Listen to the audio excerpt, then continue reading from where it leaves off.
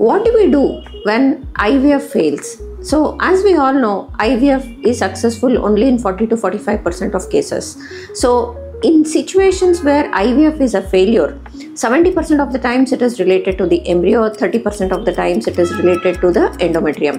So coming to the embryo, we should check out as to what is the age factor, what is the quality of the egg, quality of the sperms, quality of the embryo. If it is a grade A blastocyst which has failed, then we'll have to check out if there is an option of doing a PGTA, that is the embryo biopsy, to see if there is any aneuploidy.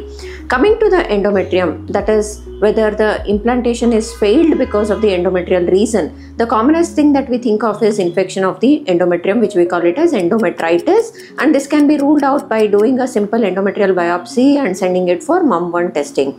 Also, we do a test called ERA, that is endometrial receptivity assay, to check whether our timing of embryo transfer is correct or not.